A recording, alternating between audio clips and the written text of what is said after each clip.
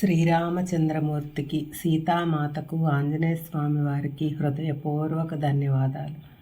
సమస్త గురుమండలికి హృదయపూర్వక ధన్యవాదాలు తెలుపుకుంటూ సీతాయనం చదువుకుంటున్నాము.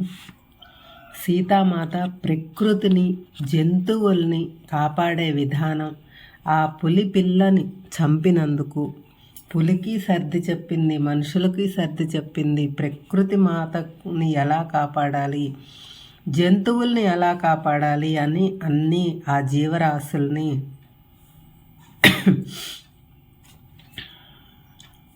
ఎలా కాపాడాలి అనే నిబంధనలు ఏర్పాటు చేయాలి. ఒక సంవత్సరానికో ఆ తర్వాత ఒక సంఘటన జరిగింది. ఆ పులి దాని తర్వాత ఓ సంవత్సరం తర్వాత ఓ సంఘటన జరిగింది. అది మాత ఇక్కడ ఉందన్న విషయాన్ని అయోధ్య ప్రజలకు తెలియజేసింది. లవకుశులు ఇప్పుడు ఎక్కువ సమయాన్ని ఆశ్రమంలో విద్యాభ్యాసంలోనే గడుపుతున్నారు. దానివల్ల మేము చాలా తీరిగ్గా ఉన్నాము. ఒకానొక సాయంత్రం మాత అరణ్యం నుంచి ఔషధ మొక్కలు సేకరించుకొని తిరిగి వస్తుంది.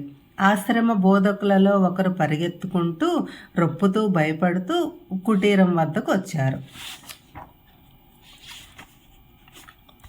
మన గురువు గారికి అత్యంత సన్నిహితులైన ఒక కుటుంబంలోని తల్లి, కుమార్తె పెళ్లి కోసం ఆశీస్సులు తీసుకోవటానికి రథంపై ఆశ్రమం వైపు వస్తున్నారు. దాన్ని దొంగలు ఎదుర్కొని సేవకులను చంపి కుమార్తెకు హాని కలిగించారు. తల్లి కూతుళ్ళు ఇద్దరూ పడిపోయి స్పృహ కోల్పోయారు. గురూజీ తిరిగి వచ్చి ఇది చూస్తే ఆగ్రహానికి లోనయ్యారు అని ఆశ్రమ బోధకుడు చెప్పాడు. వారు ఎక్కడున్నారు, నా దగ్గరకు వెంటనే తీసుకురండి నొక్కి చెప్పింది మాత. తల్లి కూతుళ్లను వెంటనే కుటీరం వద్దకు మోసుకొచ్చారు. కుమార్తె దుస్తులు చిరిగిపోయాయి. ఆమె నుంచి రక్తం కారుతోంది. శ్వాస మందగించింది. అసాధారణంగా ఉండి ఆమె బతుకుతుందా లేదా అని భయపడ్డాను. ఆమె ఒంటరిగా ఉన్నప్పుడు మాత వారిని పరిశీలించి, తల్లి బాగానే ఉంది కానీ కుమార్తెకు తీవ్రంగా గాయాలయ్యాయి, ఆమె అనేకసార్లు చెరచబడింది. మాత తల పంకిస్తూ ఔషధాల బుట్ట తీసుకురా, అదృష్టవశాత్తు ఇవాళ అవసరమైన వాటినే సేకరించాను. మాత ఔషధాన్ని తయారు చేస్తుండగా నేను ఆ బాలికను శుభ్రం చేశాను. ఆమె పొట్ట భాగంలో రుద్దుతూ అనేక గంటల పాటు నోటిలోకి కొంత పానీయం పోసే ప్రయత్నం చేశాను. ఆ రాత్రి మాత నన్ను పిల్లలను పడుకోబెట్టడానికి పంపి కుమార్తెను గమనిస్తూ కూర్చుంది. పిల్లలను నిద్రపుచ్చి వచ్చేసరికి ఆమె ఆ బాలిక పక్కనే ధ్యాన స్థితిలో కూర్చుని వినిపించినట్లుగా మంత్రాలు ఉచ్చరిస్తోంది. అనేక గంటల పాటు ఈ విధంగా సాగింది. నేను ఆ మందులతో ఆ బాలిక పొట్టపై రుద్దసాగాను. నేను పడుకునేదాన్ని కానీ బయట నుంచి ఒక పిలుపు వలన మేల్కొని ఉన్నాను. తెల్లవారి ఆ బాలిక మీదకు వంగి ఆమె శ్వాసను మాత గమనించటం చూశాను. ఆమె బతికి బట్ట కట్టబోతోంది అంది మాత సన్నటి నవ్వుతో. ఆమె శ్వాస తిరిగి సాధారణ స్థితికి వచ్చింది. బయట గోల ఎక్కువైంది. మాత ఒక వింత వ్యక్తీకరణతో బిగ్గరగా అరుస్తూ లేదు అంది. ఏం జరుగుతుందో నాకు తెలిసేలోపే ఆమె వచ్చింది. ఒక మెరుపులాగా, గాలి తరంగంలాగా ఒక్క క్షణంలో ఆ బాలిక పక్కన మా కుటీరంలో కూర్చుని ఉన్న ఆమె మరుక్షణంలో బయట ఉంది. నేను తలుపు వద్దకు పరిగెత్తుకు వచ్చి నేల మీద పడిన ఇద్దరు మనుషులు ఎదురుగా వారిని రక్షిస్తున్నట్టు నిలబడి ఉండటం చూశాను. గురూజీ ఆమె ముందు చెయ్యి ఎత్తి శపించబోతున్నట్లుగా నిలబడ్డాడు. నేను మాత స్వరం విన్నాను. అయితే అది ఆమె భౌతిక శరీరం నుంచి వచ్చినట్టు లేదు. అది ఆకాశం నుంచి, భూమి నుంచి, వృక్షాల నుంచి, ప్రతి జీవ చైతన్యం నుంచి వచ్చినట్లుగా అనిపించింది. అది లేదు ఇది శాపాలు అంతరించే సమయం అని అరిచింది. నేను గురూజీ అక్కడ స్థాణువులా కదలకుండా బిగుసుకుపోయి ఉండటంతో పాటు అప్పుడే వస్తున్న శ్రీరాముణ్ణి కూడా చూశాను. కొన్ని క్షణాల తరువాత గురూజీ తన చేతిని దించాడు. అది నేను తెలుసుకునేలోపు మాత కుటీరంలోకి వెళ్ళి కిటికీ దగ్గర నా వైపు వీపు పెట్టి నిలబడింది. ఆమె శరీరమంతా గొప్ప శక్తితో వణుకుతూ ప్రకంపిస్తోంది. ఆమె శరీరం నుంచి వెలువడుతున్న శక్తి ఎంత తీవ్రంగా ఉందంటే నేను ఆమెను కనీసం చేరలేకపోయాను. దాదాపు అరగంట తరువాత శ్రీరాముడు కుటీరంలోకి వచ్చాడు. నేను ఆమె వద్ద ఉండాలో లేదో నాకు తెలియలేదు. ఏం జరుగుతుందో నాకు అర్థం కాలేదు. కానీ ఆ బాలికను రక్షిస్తూ ఉండాలని తెలిసి ఆమె పక్కనే ఉన్నాను. శ్రీరాముడు తలుపు దగ్గర కొన్ని నిమిషాలు నిలబడ్డాడు. మాత తిరిగి చూడలేదు, పలకరించలేదు.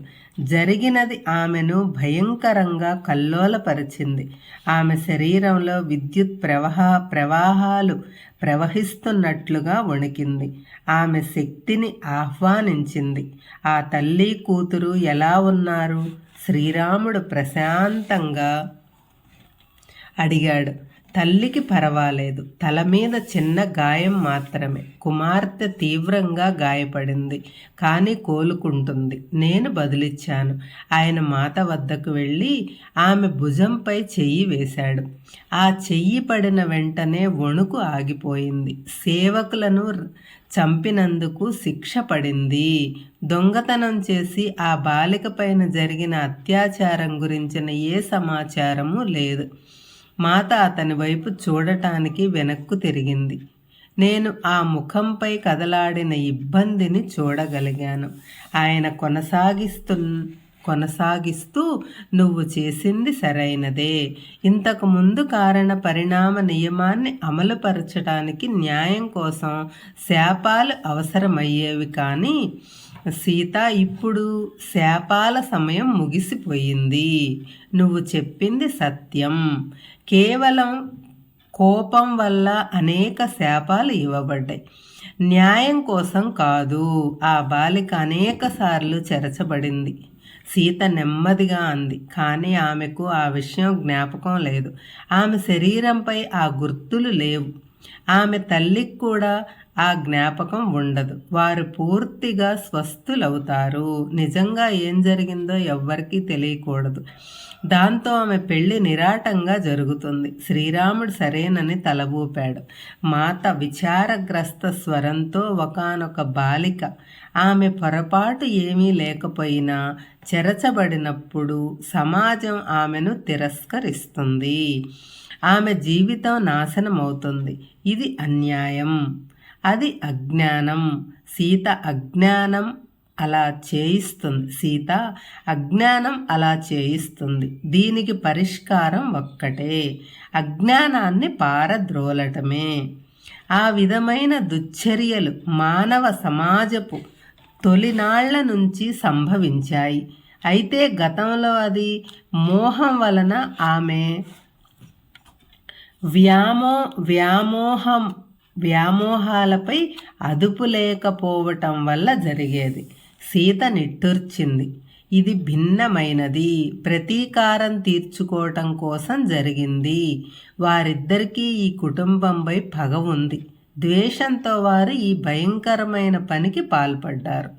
వారు ఆ కుమార్తెను నాశనం చేసి తండ్రి వద్దకు తీసుకువెళదామనుకున్నారు. ఇది మానవ స్వేచ్ఛ దుర్వినియోగంలో కొత్త పద్ధతి. ఆమె కొన్ని నిమిషాలు మౌనంగా ఉండి ఇలా అంది. ఆ ఇద్దరు మనుషులకు చిన్న కుమార్తెలు ఉన్నారు. గురూజీ వారి కుటుంబాలను శపించబోతున్నారు. ఆ శాపం వారి వరకు విస్తరిస్తుంది. ఆ మనుషులు వారి శిక్షను అనుభవించాలి. కానీ కుటుంబాలు శిక్షకు గురి కాకూడదు. తండ్రి చర్యలకు కుమార్తె ఎందుకు ఇబ్బంది పడాలి? శ్రీరాముడు బదులిచ్చాడు. ఇప్పుడు సమాజంలో ప్రబలుతున్న నూతన ఆలోచన విధానాన్ని వ్యాపింపజేసిన రావణుణ్ణి మనం నిరోధించలేకపోయాం.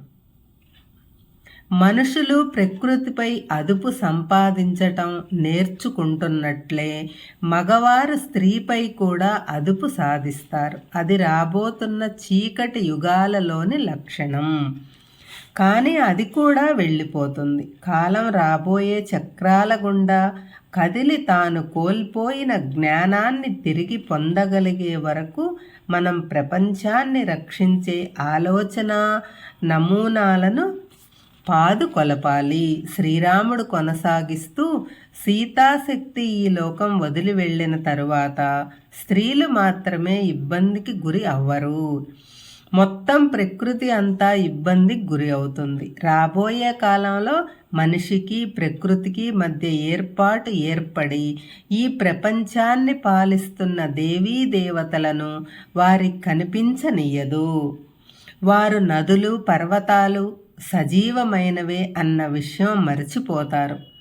నదులు కూడా తమ ఉనికిని మర్చిపోతాయి. అది మనుషులు, నదులు, పర్వతాలు కూడా సజీవమైనవే ఒకప్పుడు. ఇప్పుడు అవి ఈ మానవులు వాటిని గుర్తించట్లేదు. ఆ నదులు కూడా మర్చిపోయాయి. అవి కూడా వాటి పని అవి చేసుకుంటూ వెళ్ళిపోతున్నాయి. ఎంతో జ్ఞానం కోల్పోబడుతుంది. పురుషులు స్త్రీలు శక్తి స్వరూపులు, జీవశక్తి రూపాలు అన్న విషయం మరచిపోతారు. స్త్రీలు కూడా దానిని మర్చిపోతారు. శక్తి ప్రపంచాన్ని పునరుద్ధరించగల సమయం కోసం సహనంగా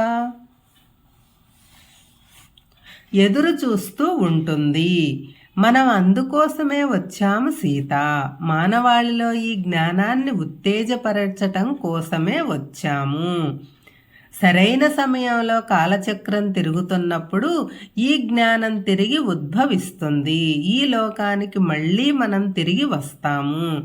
నువ్వు నేను ఈ పదార్థ ప్రపంచాన్ని తిరిగి మేలుకొలుపుదాం.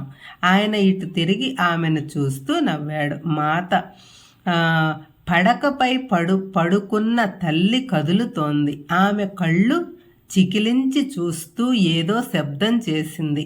మాత ఆమె వద్దకు వెళ్ళింది. కొన్ని నిమిషాల తరువాత ఆమె మాతపై కళ్ళు నిలిపి, నేను ఎక్కడ ఉన్నాను అని బలహీనంగా అడిగింది. మీరు ఇక్కడ ఆశ్రమంలో ఉన్నారు. మీ రథం ప్రమాదానికి గురై కింద పడిపోయారు, సీత బదులిచ్చింది. నా కుమార్తె అంటూ పడక మీద నుంచి లేవబోయింది. ఆమె కూడా ఇక్కడే ఉంది, ఇంకా తేరుకోలేదు, కానీ బాగానే ఉంది. సీత వారితో మాట్లాడటం కోసం శ్రీరాముడు బయటకు వెళ్ళారు. ఆ రాత్రి తల్లి కూతుళ్ల పరిస్థితి చూడటానికి గురూజీ వచ్చారు. మాత తాను మధ్యలో కలుగు చేసుకున్నందుకు క్షమాపణ కోరబోయే ఆయన వారించారు. మీరు చేసింది సరైనది అని వినయంగా బదులు ఇచ్చాడు. శిక్ష విధించటం అనేది మహారాజు చేయవలసిన పని. మీరు వారి పట్ల చూపిన శ్రద్ధకు నేనెంతో కృతజ్ఞుడిని అని తండ్రి, నా సన్నిహితుడు భక్తుడు జరిగిన దానికి ఎంతో నిస్పృహ చెందాడు. మీ సహాయం లేకపోతే నా బిడ్డకు నేనేమీ చెయ్యగలిగేవాడిని కాదు. కొన్ని రోజులు ఆగండి, అప్పుడు వారు ఇంటికి వెళ్ళగలరు. తర్వాత పెళ్లి విషయాలు కొనసాగించవచ్చు. జై శ్రీరామ్.